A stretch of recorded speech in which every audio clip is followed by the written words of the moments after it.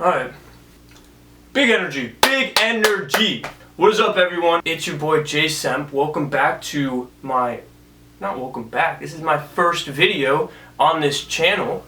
And, excuse me, actually, this is not your first video.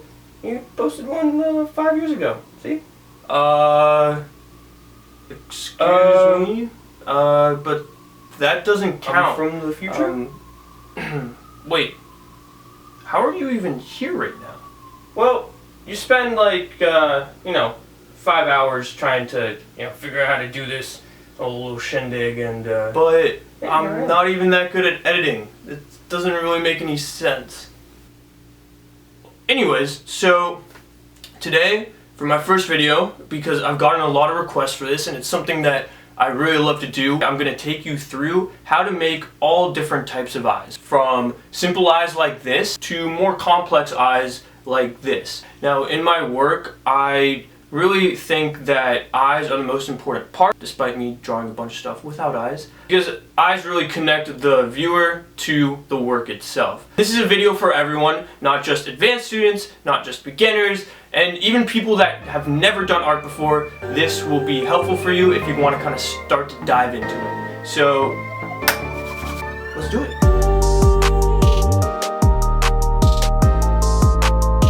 Okay, so the basic shape of an eye can be broken down into 6 easy steps. The first step is kind of making the stereotypical half football shape looking eye. And so you do that by just starting like that. Now the next step is to add the iris, which sounds difficult, but it's as simple as adding a nice circular shape. I normally add it where I don't draw a circle in the eye. I start the iris a little bit cut off because that's a little more realistic, because people's eyelids usually come over their eyes. So from this step, then you go into adding what I call the non-football-y look eye, and you add this little extra bit right there, and then you come down. When you look at it as a whole at first, you're like, oh, how do I draw that shape? But when you think about it as breaking it down into a separate step, then it makes things a lot easier. For the fourth step, I come over here and add a little corner here. And then for the fifth step, I add a little bit of the top eyelid, and I do that by, I start close in here, and I come a little higher, and then I go back down to being close. This is just a simplification of an eye, and this is to help you draw eyes without using any references. The best part of art is when you can stray away from certain references or any references at all and just let your creativity take the reins. I'm going to draw the pupil. So you can do this 2 ways. You can do it right in the middle without connecting to the top, but I normally like to connect it to the top and then do something like this,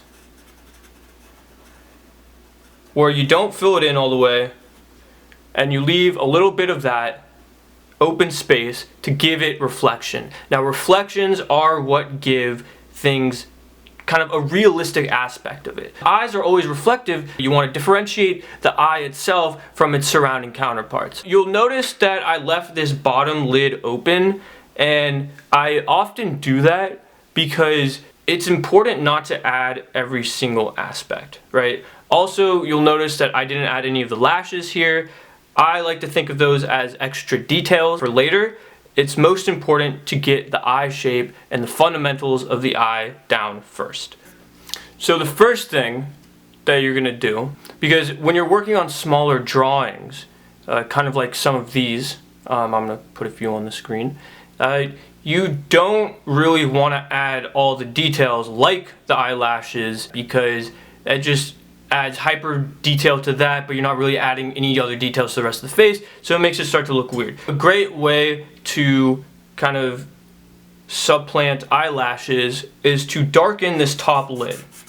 And this also gives depth to it, to the eye itself, as well as differentiating different line weights and things like that, which is always good and always great artistic choice. The second thing that we're gonna do to take this to the next level is adding depth to the eyeball itself, which means differentiating the eyeball from this inner part here, which is this part. And I do that by drawing a little line here. The best way to color that part in, and the way I color it in, is by literally just doing a random assortment of squiggles, but leaving some gaps in there to breathe with some white space. It gives itself reflection and therefore depth.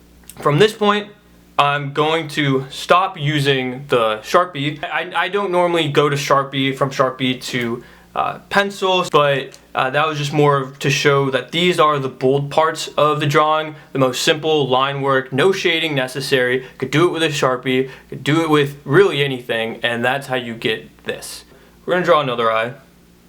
Do a quick little, just to show you, you can draw along with me, just to show you how simple it really is to break down the essentials of an eye. They're all slightly different, and I think I'm glad that I'm drawing a few different ones, because when I used to follow tutorials when I was first starting out, I'd always want to make it exactly the same as what the tutorial was showing me, but you know, it's just not bad. It's good if you can follow it exactly, but it's not wrong to follow it slightly different, right? I've drawn the same eye but slightly differently, and it doesn't mean that any one is better than the other, because in reality all eyes are different. But now we're going to dive into some shading, and basically the shading gives shape to this flattened image. I think gradients are what give the best shading. If you're new to this, before diving in to shading the eye that you're working on, just to do a simple exercise. You're gonna start by drawing dark. I mean, I used to do this in class all the time. Dark, and then just go to light. From dark to light. It's a simple gradient like that. Nothing too crazy. And do it horizontally and do it vertically. It may seem, you know, redundant or not important to do this, but this right there, this is the basic groundwork to making anything look realistic. We're gonna close the door. Is it distracting to see John Wick on the door? The first thing that we're gonna do is we're gonna pull from this gradient here, and we're gonna start from the top, and we're just gonna do that. Just dark to light. As simple as that. You can pull from dark to light and overlap this, or you can give a little extra space around here for this little highlight and shade around it so that it looks like a more realistic highlight. The eyeball itself is all one plane, right? A curved plane. So highlights overlap pupil to the iris. So there's that. Now you can see that gives this a lot more depth than this. This is already looking more realistic than this in one very simple step. The next step is to take this and apply it to this. So we're going to come up on the top, and then we're going to come down. My advice for the eyeball itself is you want to differentiate the gradients. Now the lining around the iris helps differentiate it, but also you have to keep in mind that the eyeball is white and the iris is always darker depending on the color of the eye. We're just going to start dark and go to light, and so you're going to have a nice gradient coming up to here, and you can see here that a gradient doesn't necessarily have to be purely smooth, right? Like I'm going to zoom in on this right here. You can see that this just has a bunch of lines. What you also want to do is come in with the lower eyelid. Around the eye, bottom of the eye, where some of the eyelashes come out, you have a little lip underneath the eye. And so you can pop that out by coming around just underneath this and just adding a little bit of highlight, a little more downward gradient, and doing that. And if you want to, you can add some light lines underneath here and pull that up a little bit. You also have depth to the bottom of the eye as well as the top of the eye, just not as much.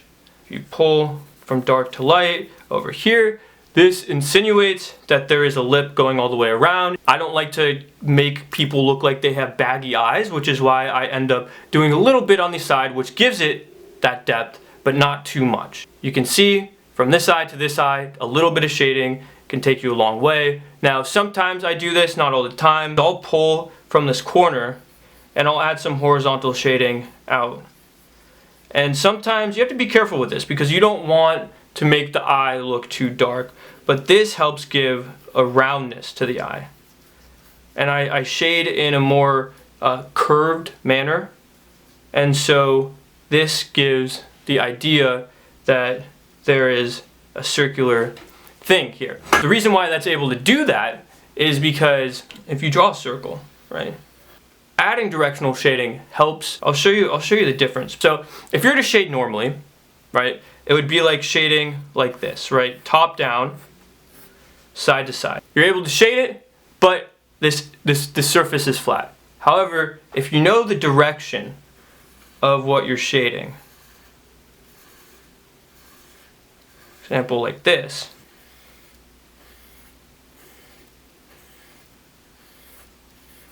see?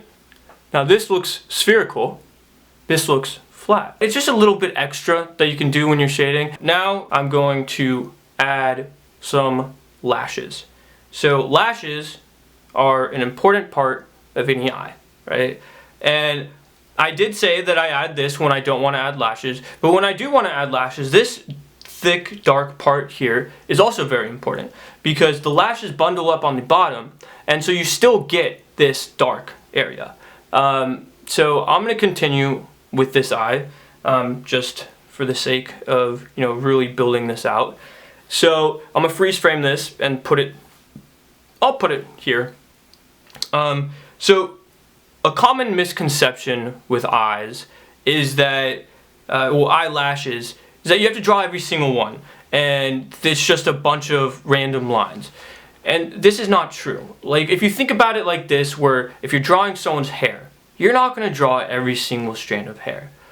A drawing, unless you're doing hyperrealism, is essentially a simplification of a realistic object portrayed on a two-dimensional surface, 3D to 2D. When you want to simplify something, you have to know how to simplify it. For eyelashes, clumping. Clumping is the most important thing. I always start at the top, and the top eyelashes will go straight up, right?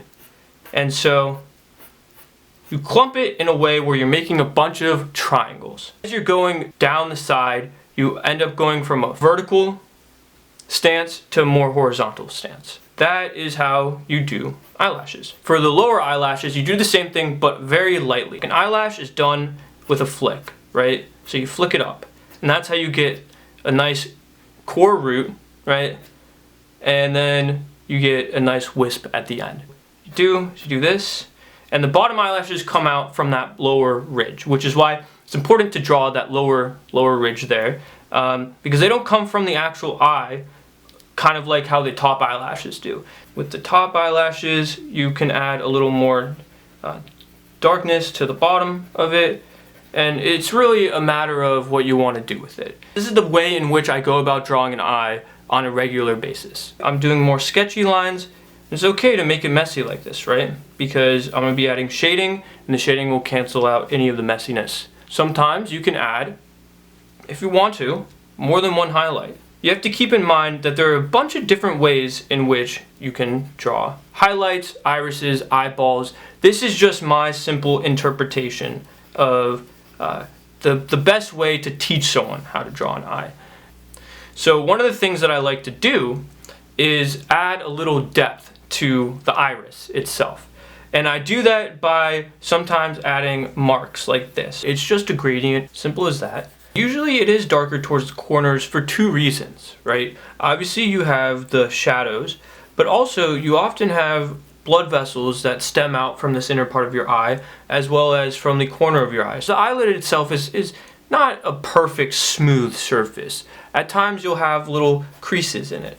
And leaving this top part open with white space. White space is always your friend, especially when you're working with a pencil, right? The darkest tones are really just a gray. You don't really get a deep black. So if you overdo it too much, then it's going to be very monotone. There's going to be a lot of grays, and it won't accentuate the darker parts as well as not being able to accentuate the lighter parts. I find it best and most satisfying to work light and then just build up the layers, kind of like you're sculpting it.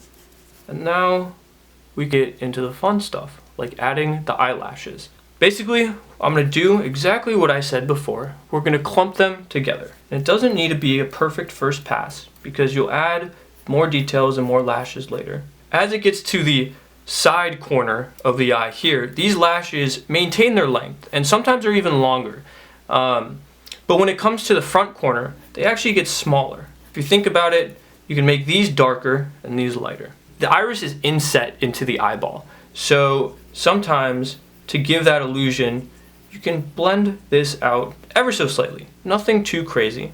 It makes it feel like it's not just a floating circle onto the eye. This is not the only way to draw eyes. I mean, I'm sure there are tons of tutorials out there, and I encourage you to look at different ways in which to draw something, because that's how I found kind of my way to draw things, is picking little parts from different tutorials, different artists, and kind of finding what worked best for me. So I would say that is my little eye tutorial. Again, there's so many different ways to go about doing this. I'm gonna cut back and do a little outro for you guys. I hope you guys enjoyed it. Look forward to more videos like this in the future. I'm gonna be doing some tutorial videos that are more just me creating some really crazy, cool art stuff. So it's gonna be a lot of different stuff, but all related to art. So it's all gonna be really fun. On YouTube, people are always like, smash that like button. All these just really, if you wanna be kind to me, just gently tap the like button. Have some mercy on it. If you're not already subscribed, go for it. And yeah, so I'll see you in the next one.